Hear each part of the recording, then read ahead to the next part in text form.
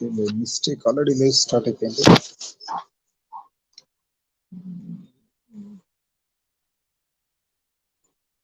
Okay, let's start it. అందరికీ జై శ్రీరామ్ అండి.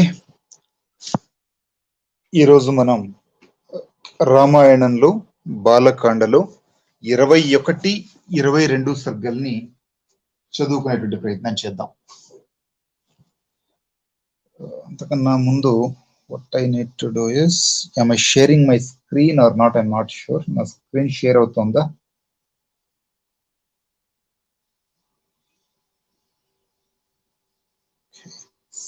That's good. Someone took the control. That is good. Just a second అవ్వండి. I will share my screen with Ramayana. మన సతీష్ గారు పంపించారు ఆల్రెడీను ఇవాళ స్లైడ్స్.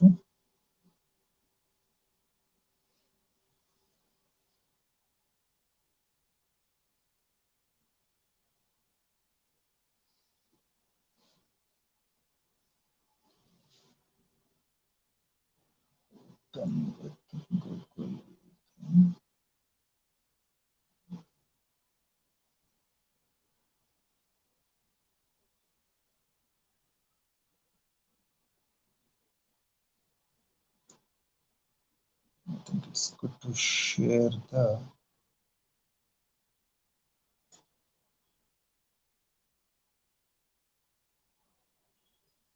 మిస్టర్ అజయ్ గారు జై శ్రీరామ్ అండి. మంజులు గారు, మేఘనా శ్రావణి గారు జై శ్రీరామ్, జ్ఞానదీపి గారు, మంజులు గారు సంతోషం Jai Sriram.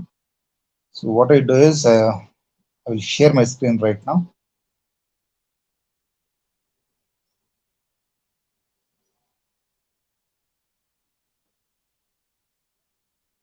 Directly I will go to the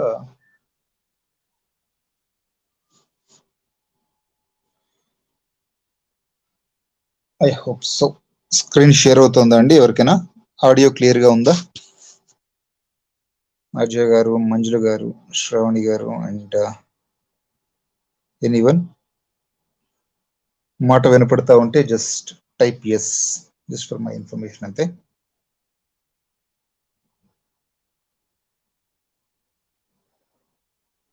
okay, I don't know, let's start. Audio clear, fine. Okay, ఈరోజు మనం మాట్లాడుకునే ఛానల్ పేరు ఏంటంటే భక్తియే ముక్తి. ఈ ఛానల్ పేరు భక్తియే ముక్తి. ఈ ఛానల్ ని పొద్దునుంచి చూస్తూ ఉంటే ఇది చాలా బాగుందండి. ఛానల్ చాలా బాగుంది. ఈ ఛానల్ అంతా కూడా ఏముందంటే వద్దిపర్తి పద్మాకర్ గారు చెప్పినటువంటి రామాయణ ప్రవచనాలు ఏవైతే ఉన్నాయో అవన్నీ కూడా చక్కగా ఈయన ఏం చేస్తున్నారంటే, ఈ ఛానల్ వాళ్ళు ఏం చేస్తున్నారంటే ఆడియోని చాలా నీట్ గా ప్లేస్ చేసి పెడుతున్నారు. ఆల్మోస్ట్ రామాయణం మొత్తాన్ని కూడా అక్కడ చెప్పినటువంటి విషయాలన్నీ కూడా వీళ్ళు ఈ ఛానల్ ద్వారా షేర్ చేస్తున్నారు. చాలా బాగుంది ఛానల్ అయితే మాత్రం. అందరూ కూడా సబ్స్క్రైబ్ చేసుకోవాలని కోరుకుంటున్నా. ఒకసారి వినండి. Would like to share this videos. ఎట్లా ఉన్నాయి వీళ్ళు చేసేవన్నీ కూడా. I really like it. Channel పేరు వచ్చి భక్తియే ముక్తి. ఇక్కడ సబ్స్క్రైబ్ అనేది ఉంటుంది, ఇక్కడ బెల్ ఐకాన్ సింబల్ ఉంటుంది. దాని కనుక క్లిక్ చేశారు అంటే కనుక ఆటోమేటిక్గా నోటిఫికేషన్స్ అన్ని వస్తాయి. సో రామాయణంలో ఉన్నటువంటి ప్రతి విషయాన్ని కూడా ఒక 20 నిమిషాల వీడియోస్ కింద కట్ చేసి చక్కగా పారాయణ చేస్తూ వెళ్తున్నారు. దీంట్లో విశేషాలను కూడా చక్కగా వివరిస్తూ వెళ్తున్నారు వద్దిపర్తి పద్మాకర్ గారు. So I suggest everyone to go to this channel and subscribe and ask them if you need more information. ఇంకా ఎలాంటి వాటి మీద వాళ్ళు వీడియోలు చేయాలని మీరు అనుకుంటున్నారో చెప్తే కనుక వాళ్ళకి వీలు కుదిరితే కనుక చేసి పెడతారు. So that's what the channel is all about అండి. ఒకవేళ ఈ లింక్ మీకు డైరెక్ట్ గా దొరకకపోతే కనుక యూట్యూబ్ లో సెర్చ్ చేసినప్పుడు దొరకకపోతే మీకు ఇక్కడ మన ఛానల్ ఉంది కదా, మన సైట్ ఉంది కదా, ఇక్కడ amursiddhi.online/video intro.html ఉంటుంది. దాంట్లో ఈ రోజు చేసేటువంటిది ఫస్ట్ వీడియో కింద వస్తుంది. Just directly you can click on the video, మిమ్మల్ని అక్కడికి తీసుకెళ్తుంది అది. So that's it for today అండి. కొత్త ఛానల్ గురించి మాట్లాడాలంటే ఈ రోజు ఇంకా 10వ సర్గలో ఉన్నటువంటి నోట్స్ ఇంకా రాయలేదు డ్యూ టు సమ్ వర్క్ వల్ల, బట్ విల్ కంటిన్యూ అండ్ అవన్నీ కూడా తొందరలో వస్తాయి. ఇవాళ రేపట్లో రాసి వాటిని కూడా మనం ఇప్పటిదాకా విషయాలు చూసేటువంటి ప్రయత్నం చేద్దాం. రైట్, సో అదే రకంగా మనకి సతీష్ గారు పంపించారండి అంతా కూడాను.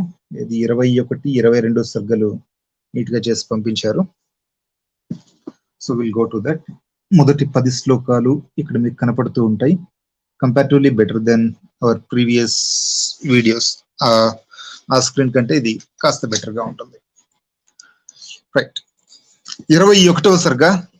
విశ్వామిత్రుడికి కోపం రావడం, వశిష్ఠుడి యొక్క ఉపదేశం, అదే రకంగా దశరథ మహారాజు యొక్క అంగీకారం. ఈ 3 విషయాలు కూడా 21వ సర్గలో ఉంటాయి. దశరథ మహారాజు ఎటు దిక్కుతోచని వాడై పుత్రవాత్సల్యంతో తడబడుతూ పలికినటువంటి మాటలని విశ్వామిత్రుడు విని కుపితుడై దశరథ మహారాజుతో ఇలా చెప్పారట. ఓ రాజా, నా అభ్యర్థనని నెరవేరుస్తాను అని చెప్పి నువ్వు మాట ఇచ్చావు, కానీ ఇప్పుడు ఆ మాట తప్పడానికి సిద్ధపడుతున్నావు. ఇలా ప్రతిజ్ఞా భంగానికి ఒడిగట్టడం అనేది రఘువంశజులకి తగదు. ఇలా చేయడం మీ వంశానికే కళంకం. ఓ దశరథ మహారాజా, ఇలా మాట తప్పడం అనేది నీకు గనక యుక్తంగా గనక అనిపించినట్లయితే నేను వచ్చిన దారినే రక్తహస్తాలతోటే వెళ్ళిపోతాను. కకుత్స వంశంలో పుట్టినటువంటి నువ్వు మాట తప్పావు. సరే, నువ్వు నీ వారితో కూడి సుఖంగా ఉండు అని చెప్పి విశ్వామిత్రుడు అంటున్నాడు. సృష్టికి ప్రతి సృష్టి చేయగల ప్రజ్ఞాశాలి అయినటువంటి ఆ విశ్వామిత్రుడు కోపోద్రిక్తుడు కాగా భూమండలంతా కూడా కంపించింది. దేవతలందరూ కూడా భయపడ్డారు. నిష్ఠాగరిష్ఠుడు, ధీరుడు, మహానుభావుడు అయినటువంటి వశిష్ఠ మహర్షి జగత్తంతా కూడా భయంతో చలించడాన్ని గమనించి దశరథ మహారాజుతో ఇలా చెప్తున్నారు. ఓ రాజా, నువ్వు వాసుకెక్కినటువంటి ఇక్ష్వాకు వంశంలో జన్మించావు. ధర్మమూర్తివి, ధైర్యశాలివి, సత్యవ్రతాన్ని పాలించేవాడివి, సర్వ శుభ లక్షణాలు గలవాడవు. కాబట్టి నువ్వు ధర్మ హానికి తలపడకూడదు. ఓ రఘువంశజ, ముల్లోకాల్లోనూ కూడా నువ్వు ధర్మాత్ముడుగా వాసిగాంచిన వాడివి. స్వధర్మాన్ని ఆచరించు, అధర్మానికి పాలుపడకు.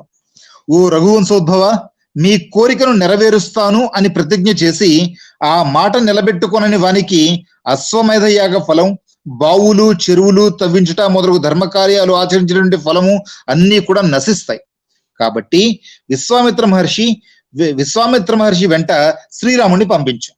శ్రీరాముడు అస్త్ర విద్యలలో ఆరితేరిన వాడిను కానున్నను విశ్వామిత్రుని యొక్క రక్షణలో ఉన్నంత వరకు అగ్ని రక్షణలో ఉన్న అమృతంలాగా ఆయనని రాక్షసులు ఎవరూ ఏమీ చేయలేరు. ఈ విశ్వామిత్ర మహర్షి ఆకృతి దాల్చినటువంటి ధర్మం, గొప్ప శక్తి సామర్థ్యాలు గలవాడు, మిక్కిలి ప్రజ్ఞాశీలి, ఈ లోకంలో ఉన్నటువంటి తాపసులలో మేటైనటువంటి వాడు. వివిధ శాస్త్ర ప్రయోగాలని వివిధాస్త్ర ప్రయోగాలలో ఆయనకి సాటి లేనివాడు ఎవరూ లేరు. చిరచరాత్మకములైనటువంటి ఈ 3 లోకాలు యందు కూడా ఈయనతోటి సాటి అయినటువంటి అస్త్ర ప్రయోగ కుశలుడు ఇంకొకరు లేనే లేరు, ఇక ముందు ఎవరు ఉండబోరు. దేవతలు, ఋషులు, అసురులు, రాక్షసులు, గంధర్వులు, యక్షులు, కిన్నరులు, నాగులు మొదలైనటువంటి వాళ్ళలో ఎవరు కూడా విశ్వామిత్రుడితో సమానమైనటువంటి అస్త్ర ప్రయోగ నిపుణులు అనేటువంటి వారు లేనే లేరు. పూర్వం విశ్వామిత్రుడు రాజ్యాన్ని పరిపాలిస్తూ ఉండగా కృసాస్వుడు అనేటువంటి ప్రజాపతి పరమ ధార్మికులైనటువంటి తన కుమారులను అసుర రూపంలో ఆయనకి ఇచ్చివేశారు. కృసాస్వుని యొక్క కొడుకులు దక్ష ప్రజాపతి యొక్క దౌహిత్రులు. వాళ్ళు పెక్కు రూపములు గలవారు, మహావీరులు, తేజస్సాలురు, జయాన్ని చేకూర్చేటువంటి వాళ్ళు. జయ, సుప్రభ అనేటువంటి దక్షకన్యలు సుందరాంగులు. వారు ప్రకాశవంతములైన శత్రు సంహారకములైనటువంటి 100 అస్త్ర శస్త్రాలను సృష్టించారు. అసురు సైన్యాన్ని సంహరించడం కోసం జయ అనేటువంటి ఆమె మిక్కిలి శక్తి సంపన్నులు, కామరూపులు, శ్రేష్ఠులు అయినటువంటి 50 మంది కుమారుల్ని కాండం జరిగింది. సుప్రభ అనేటువంటి ఆమె సంహరులు అనేటువంటి పేరు గల 50 మంది పుత్రుల్ని కన్నది. వాళ్ళు జయింప సఖ్యం కాని వాళ్ళు, అమోఘ పరాక్రమశాలురు, మిక్కిలి బలవంతులు. కుశికుని పుత్రుడైనటువంటి ఈ విశ్వామిత్రుడు ఆ అస్త్రములన్నింటినీ కూడా పూర్తిగా తెలుసుకున్నాడు. అంతేకాదు ధర్మాత్ముడైనటువంటి ఇతడు అపూర్వములైనటువంటి అస్త్రాలను కూడా సృష్టించగలడు. ఇలాంటి ప్రతిభామూర్తి అయినటువంటి విశ్వామిత్రుడు గొప్ప వీరుడు, మిక్కిలి వాసికెక్కినవాడు. కాబట్టి ఓ రాజా, ఈయన వెంట శ్రీరాముని పంపడానికి సందేహించకండి. విశ్వామిత్రుడు స్వయంగానే ఆ రాక్షసులను నిగ్రహింపగల సమర్థుడు. కానీ నీ కుమారుణ్ణి మేలు కూర్చడం కోసం నీ దగ్గరకు వచ్చి నిన్ను ఈ రకంగా అభ్యర్థిస్తున్నాడు. వశిష్ఠ మహర్షి యొక్క హితవచనాలకి రఘువంశజుడైనటువంటి దశరథ మహారాజు ప్రసన్న చిత్తుడై ఎంతో పొంగిపోయాడు. సూక్ష్మ బుద్ధి అయినటువంటి ఆ రాజు విశ్వామిత్రుని వెంట శ్రీరాముని పంపడానికి మనస్ఫూర్తిగా అంగీకరించడం జరిగింది. వాల్మీకి మహర్షి విరచితమై ఆది కావ్యమైనటువంటి శ్రీ రామాయణం నందలి బాలకాండ యందు 21వ సర్గ సమాప్తం. ఇక్కడ వశిష్ఠ మహర్షి విశ్వామిత్ర మహర్షిని ఎంతో గొప్పగా పొగుడుతున్నటువంటి సందర్భం కానివ్వండి, అదే కాకుండా మరొక 2 విషయాలు, జయ సుప్రభ అనేటువంటి 2 స్త్రీల గురించి కానివ్వండి, అదే రకంగా కృసాసుడు అనేటువంటి ప్రజాపతి గురించి కూడా మనం ఈ సర్గలో చూసి ఉన్నాం. 22వ సర్గ, రామలక్ష్మణులు ఇద్దరూ కూడా విశ్వామిత్రుడి వెంట వెళ్ళడం, అలాగే విశ్వామిత్రుడు శ్రీరామచంద్రుడికి లక్ష్మణుడికి కూడా బల అతి బల అనేటువంటి విద్యలని అనుగ్రహించడం 22వ సర్గలో మనం చూడబోతున్నాం. వశిష్ఠుని యొక్క హితవచనాలకు దశరథుని యొక్క ముఖం వికసించింది. ఆ తర్వాత ఆయన తన కుమారులైనటువంటి రామ లక్ష్మణుల్ని పిలిపించడం జరిగింది. తల్లి కౌసల్యు, తండ్రి దశరథ మహారాజు శ్రీరాముణ్ణి ఆశీర్వదించారు. పురోహితుడైనటువంటి వశిష్ఠుడు వేదోక్తంగా మంగళాశీస్సుల్ని పలకడం జరిగింది. దశరథ మహారాజు తన ముద్దు బిడ్డడైనటువంటి రాముని యొక్క మూర్ధమును ఆగ్రాణించి ప్రసన్నమైనటువంటి మనసుతో అతన్ని విశ్వామిత్రుడికి అప్పగించడం జరిగింది. ఆ సమయంలో విశ్వామిత్రుని పక్కన చేరి ఉన్నటువంటి రాజీవలోచనుడైనటువంటి రాముణ్ణి చూసి వాయువు వారికి సుఖ స్పర్శను కలిగిస్తూ దుమ్ము లేకుండా వీచింది. మహాత్ముడైనటువంటి శ్రీరాముడు విశ్వామిత్రునితో కూడి వెళుతూ ఉండగా చక్కగా పూలవాన కురిసింది. దేవదుందుబులు, శంఖములు మధురంగా ధ్వనించాయి. విశ్వామిత్రుడు ముందు సాగిపోతూ ఉండగా జులపాల జుట్టు గల శ్రీరాముడు ధనుర్ధారి అయి ఆయననే అనుసరించడం జరిగింది. లక్ష్మణుడు ధనువుని చేతబట్టి శ్రీరాముడి వెంట నడిచాడు. ఆ రామలక్ష్మణులు అమ్ముల పొదులను ధనుస్సులను ధరించి తమ తమ శోభలతో అన్ని దిక్కుల్లో కూడా వెలుగులను విరజిమ్ముతూ ఉన్నారు. అటు ఇటు తూణీరములను ధనస్సును దాల్చి వారు మూడు తలల పన్నగములే భాసులుతూ ఉన్నారు. చక్కని సౌందర్యంతో పరాక్రమతో ఒప్పుచు వారు అశ్విని దేవతలు బ్రహ్మను వలె మహాత్ముడైనటువంటి విశ్వామిత్రుడిని అనుసరించారు. ఆ రామలక్ష్మణులు చక్కగా అలంకృతులై ధనుర్ధారులై ఉన్నారు. వారు ఉడుము చర్మంతో నిర్మితములైనటువంటి తొడుగులను చేతులకు ధరించి ఉన్నారు. ఖడ్గధారులై అపూర్వ శోభలతోటి విలసిల్లుతూ ఉన్నారు. రాజకుమారులు, సోదరులు, సద్గుణ శోభితులు అయినటువంటి ఆ రామలక్ష్మణులు విశిష్ట కాంతులతో అగ్ని సంభవులైనటువంటి స్కంద విశాఖులు, వాగ్మనస్సులకు అందనటువంటి శివుని వలె కుశిక పుత్రుడైనటువంటి విశ్వామిత్రుడిని అనుసరిస్తూ ఆయన్ని శోభిల చేశారు. విశ్వామిత్రుడు రామలక్ష్మణులతో కూడి సరయూ నదికి దక్షిణ తీరంలో 1.5 యోజనాల దూరం ప్రయాణం చేసిన తర్వాత రామ అని మధురంగా సంబోధించి ఇలా చెప్పడం జరిగింది. నాయన, ఈ నీటిని గ్రహించి ఆలసింపక ఆచమనం ఉనర్చు. బల అతిబల అనేటువంటి మంత్రాలని ఇప్పుడు నీకు నేను ఉపదేశిస్తూ ఉన్నాను, స్వీకరించమని చెప్పడం జరిగింది. ఈ మంత్ర ప్రభావం వల్ల నీకు అలసట గాని ఆకలి దప్పులు బాధలు గాని ఉండవు. నీ రూపకాంతులు తరగవు. ఒకవేళ నీవు నిద్రించుచూ ఉన్నను ఏమరపాటున ఉన్నటువంటి రాక్షసులు నేమీ చేయలేరు. ఈ మంత్ర ప్రభావమున నీ బాహుబలమును ఎదుర్కొనగలవాడు ఈ భూమండలంలో ఎవరు ఉండరు. ఈ భూలోకంలోనే కాదు, ముల్లోకాల్లోనూ కూడా నీకు ఎదురే ఉండదు, నీకు సాటి రారు. ఓ పుణ్యాత్ముడా, క్షమించాలి, అంత 14వ శ్లోకం. ఓ పుణ్యాత్ముడా, సౌందర్యాన గాని సామర్థ్యమును గాని విషయ గ్రహణం నందు గాని చక్కగా కార్యనిశ్చయం చేయడంలో ప్రత్యుత్తరం ఇవ్వడంలో లోకంలో నీతో సమానమైన వాడు ఎవడూ లేడు. బల అతిబల అనేటువంటి ఈ మంత్రాలు సమస్త జ్ఞానానికి కూడా మాతృకలు. ఈ 2 విద్యలు గనక లభించినట్లయితే ఇక ముందు నీకు దీటైనటువంటి వాడు ఎవరు ఉండరు. ఓ పురుషోత్తమ, రఘురామ, మార్గమునందు బల అతిబల అనేటువంటి మంత్రాలను జపిస్తూ ప్రయాణించినట్లయితే నీకు ఆకలి దప్పులు అనేటువంటి బాధలు ఉండవు. లోక కళ్యాణం కోసం ఈ విద్యల్ని స్వీకరించు. ఈ 2 విద్యల్ని గనక అభ్యసించినట్లయితే నీకు సాటి లేనటువంటి యశస్సు అవుతుంది. ప్రభావాన్వితములైనటువంటి ఈ రెండు విద్యలు కూడా బ్రహ్మదేవుని దగ్గర నుండి ఆవిర్భవించాయి. ధార్మికుడు అయినటువంటి ఓ కాకుస్తా, ఈ విద్యల్ని పొందడానికి నీవే అర్హుడవి. పూర్వోక్తములైనటువంటి ఉత్తమ గుణాలన్నీ కూడా నీలో సమృద్ధిగా ఉన్నాయి, ఇందులో సందేహం లేదు. తపస్సు ద్వారా లభించినటువంటి ఈ మంత్రాలని నీకు ఉపదేశించడం వలన అవి లోకంలో వివిధ రూపాలలో విస్తృతములవుతాయి. అంతటా శ్రీరాముడు ప్రసన్నవదనుడై ఆచమించి శుచి అయి భగవజ్ఞాన పరాయణుడైనటువంటి విశ్వామిత్రుని నుండి బల అతిబల అనేటువంటి విద్యల్ని గ్రహించడం జరిగింది. అమిత పరాక్రమశాలి అయినటువంటి శ్రీరాముడు ఆ రెండు విద్యలను పొంది శరత్కాలమునందు సహస్ర కిరణుడైనటువంటి సూర్య భగవాను వలె విరాజిల్లడం జరిగింది. రాముడు గురువు అయినటువంటి విశ్వామిత్రునకు పాదములొత్తుట మొదలైనటువంటి సేవలని ఉనర్చడం జరిగింది. ఆ తర్వాత శ్రీరామచంద్రుడు, లక్ష్మణుడు, విశ్వామిత్రుడు ఆ ముగ్గురు కూడా సరయూ నది నందే, ఆ తీరమునందే, సరయూ నదికి దగ్గర ఉన్నటువంటి తీరమునందే ఆ రాత్రి మొత్తం గడపడం జరిగింది. దశరథ మహారాజు కుమారులైనటువంటి ఆ రామలక్ష్మణులు తమకు అలవాటు లేనటువంటి తృణశయ్య మీద కలిసి పడుకున్నారు. అయినను విశ్వామిత్రుని యొక్క మధురమైనటువంటి లాలింపు మాటలతో వాళ్ళకి ఆ రాత్రి హాయిగా నిద్రపట్టింది.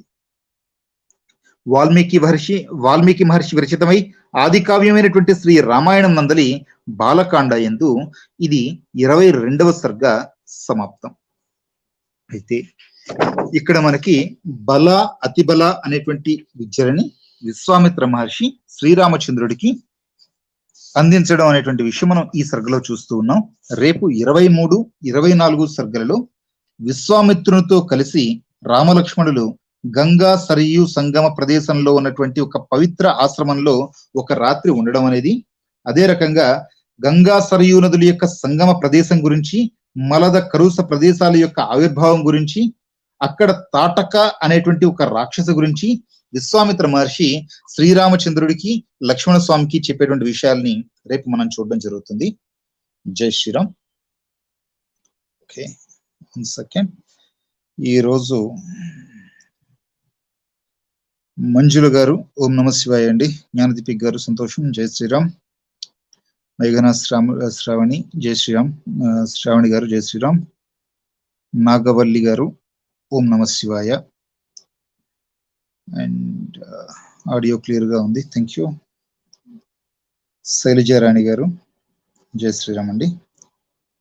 మిస్టర్ అజయ్ గారు అండ్ కిరణ్ గారు జై శ్రీరామ్.